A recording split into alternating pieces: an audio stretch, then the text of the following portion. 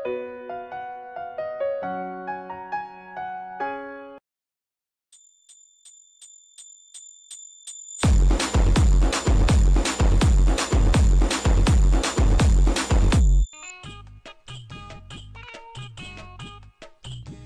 మామ, అరే నా దగ్గర అలాగే ఎక్స్ట్రా గ్లౌజులు ఉన్నాయరా, నీ దగ్గర బ్యాట్ ఉంది, మన మెడతడి దగ్గర బాల్ కూడా ఉంది, ఇంకేం కావాలరా? ఆ వికెట్లా? ఒరే ఏ పెంట మీద 4 పొలలు ఏరి పెడితే సరిపోద్దులేరా. రాయ్ ఫోన్ లో మాట్లాడుతున్నావా వాకీ టక్కులో మాట్లాడుతున్నావా? కాస్త నెమ్మదిగా మాట్లాడరా, ఇక్కడ మనుషులు ఉన్నారు కదా. సారీ నాన్నగారు. అరే రంగమోహన్ రామస్వామి, ఒరే ఆ ఫోన్ చెవులో పెట్టి దొప్పించుకోరా బాబు, నేను గట్టిగా మాట్లాడుతుంటే మా నాన్న పక్కనే ఉన్నాడు, అన్ని వినేస్తున్నాడు. అలాగే మామ. ఒరే రమ్మన్నాను కదా అని చెప్పి తొండ ఊపుకుంటూ వచ్చికండి, మనిషి 10 రూపాయలైనా తీసుకురండి. అరే బెట్ 30 రూపాయలే కదరా, అందరం తెస్తే 100 రూపాయలు పైన అయిపోతాయి కదా డబ్బులు. నీ అబ్బా, మనం గానీ మ్యాచ్ ఓడిపోయామనుకో అవతల టీం వాళ్ళు మన ముందే ఐస్ ఫ్రూట్లు అవి కొనుక్కొని తిరుగుతుంటారా, తర్వాత మనం ఏం చేస్తాం? వాళ్ళ మూతులు నాకుతావా చెప్పు. ఓహో మనం కూడా చేస్తాం మాట ఐస్ ఫ్రూట్లు. చెయ్యదవా, మాట్లాడే ముందు వెనక ముందు చూసుకోవా, ఏం మాట్లాడుతున్నావు అర్థమవుతుందా నీకు? ఇప్పుడు నేను ఏమన్నాను రా, అంతలా పిచ్చెక్కిపోతున్నా.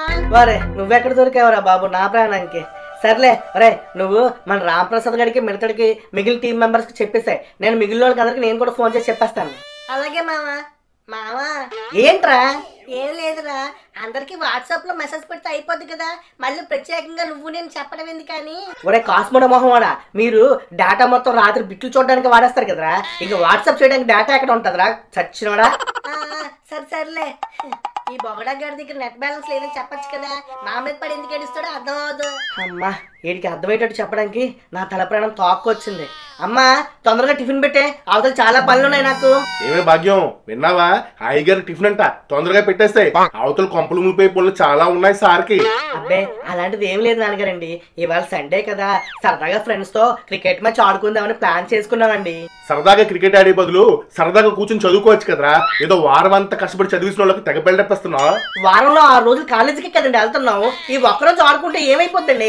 రాయ్ పైన ఎండలు అవి చూసావా ఎలాగున్నాయో, ఈ టైంలో బయటకు వెళ్ళామనుకో ఆ వడదెబ్బలు అవి తగులుతాయిరా ఆవేశం. వడదెబ్బ అంటే ఆకాశం నుంచి వల్ల మీద పడిపోతాయండి. అతి తెలుగు నా దగ్గర చూపించావనుకో అట్ల కాడ తిరగేయాల్సి వస్తుంది. యాదవ్వా నోరు మూసుకుని ఇంటి పట్టు నుండు. అదేంటి ఉదయాన్నే కదా తీసుకొచ్చాను, అప్పుడే ఇరిగిపోవడం ఏంటి? మీరు తెచ్చింది మొన్న ఈ రోజు కాదు, అందుకే చెప్తున్నాను ఫ్రిడ్జ్ కొంటే ఇలాంటి బాధలన్నీ ఉండవని.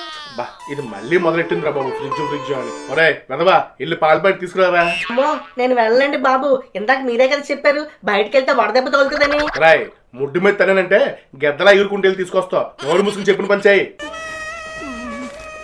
Few moments later. సేటు ఇదిగో ఓ పాల ప్యాకెట్ ఇవ్వు. ఎవరినైనా డబ్బులు ఇవ్వకుండా పాల ప్యాకెట్ అడుగుతున్నా, మీ బాబు గారు ఆస్తి ఏమైనా ఉందనుకున్నావా ఏంటి ఇక్కడ? అబ్బా నేను సెట్టు మెగ్దల్ మూర్తి గారి అబ్బాయిని. వారు నువ్వంటరా సొంట అడిచెట్లో బాగా ఎదిగిపోయావురా, ఎంతకీ ఏం చేస్తున్నావు అప్పుడే? ఈ అబ్బా నీకెందుకురా నేనేం చేస్తాను, నాకేమైనా పిల్లలు చూస్తాను ఏంటి? అదే సెట్ డిగ్రీ 2nd ఇయర్ చదువుతున్నాను. అదేమిట్రా నా పెద్ద కూతురు నువ్వు ఒకే క్లాస్ కదా, అది డిగ్రీ అయిపోయి 2 ఏళ్ళు అయిపోయింది, నువ్వు ఇంకా డిగ్రీ చదవడం ఏంట్రా? అబ్బా ఇప్పుడు ఇవన్నీ అవసరమా నీకు? ముందు పాల ప్యాకెట్ ఉందా లేదు చెప్పు. ఎందుకురా అంత కోపం, ఆ బీపీ వచ్చి పోగల పైకి. ఆ శ్రద్ధగా చదువుకుంటే ఆ డిగ్రీ ఎప్పుడో పాస్ అయిపోవడం కదరా. ఈ ఇంట్రెస్ట్ ఏదో నీ చిన్న కూతురు మీద చూపిస్తే బాగుంటది, అది ఎవడో ఆటో డ్రైవర్తో తెగ తిరిగేస్తుంది ఊరంతానా, దాని స్పీడ్ చూస్తుంటే తొందరలో నేను తాతను కూడా చేసేటట్టుంది. Few moments later. అమ్మయ్య వచ్చాను. అమ్మా ఇదిగో పాల ప్యాకెట్ పెడతాను తీసుకో. ఇలా రారా. చెప్పండి నాన్నగారు. చిల్లర ఎదురా? చిల్లరా? ఏం చిల్లరండి? నా దగ్గర ఏదో టీటీలు ఆడావనుకో పేక పిసికి చంపేస్తాం. ఒరే పాల ప్యాకెట్ 50 రూపాయలు ఇచ్చాను, పాల ప్యాకెట్ 28 రూపాయలు, మిగిలిన చిల్లర ఏమైందిరా? ఓహో ఆ చిల్లరా? అదేనండి నేను ఇంటి దగ్గర నుంచి షాప్కి వెళ్ళాం కదా, లైట్ గా వడదెబ్బ తగిలినట్టు అనిపించింది, అందుకే ఒక స్ప్రైట్ కొనుక్కొని తాగానండి. ఒరే పనికి మళ్ళీ అదవా, ఇలా చేతికి దొరికిన చిల్లరంతా బకాసుల్లో మింగేస్తే ఎలారా? నీకన్నా అలా ఆన్లైన్ లోని సర్వీస్ చార్జ్ తక్కువ కదరా. ఏమండి వంట నూనె అయిపోయింది, ఓ ప్యాకెట్ తెప్పించండి. విన్నావుగా ఇల్లు తగలేడు. ఇందాక అదేదో ఆన్లైన్ అన్నారు కదా, అందులోనే పెట్టుకోండి ఆర్డర్. అయినా పైన ఎండ చూసారా ఎలాగుందో, ఈ టైంలో కానీ బయటకు వెళ్ళాను అనుకోండి ఒక వడదెబ్బ పెట్టి ఇడ్లీ దెబ్బ పూరి దెబ్బ అన్ని దెబ్బలు తగిలేస్తాయి నాకు. నువ్వు ఎలాగా కమిషన్ మింగుతావు కదరా, ఇల్లు తొందరగా తీసుకురా, అవతల క్యారేజ్ టైం అయిపోతుంది. అది అలా రెండు దారికి ఈ మొన్నత పెట్టుకుంటే మామూలుగా ఉండదు. ఇదిగో సేటు ఒక ఆయిల్ ప్యాకెట్ ఇవ్వ. ఒరే నువ్వా మళ్ళీ ఎందుకు వచ్చావురా, అన్ని సామాన్లు ఒకసారి తీసుకెళ్ళావా? అబ్బా నా కాళ్ళు నా ఇష్టం, నా కాళ్ళు నొప్పి వచ్చినంత వరకు తిరుగుతాను, మధ్యలో నీకెందుకే? అది కాదురా. నేను అడిగింది ఆయిల్ ప్యాకెట్, నీ లడ్డూల సలహాలు కాదు. ప్రతి ఓడు చెప్పేవాడు అయిపోయి నాకు. ఒరేయ్, ఏదో అనుకున్నాను కానీ నీకు బాగా బలిసిందిరా.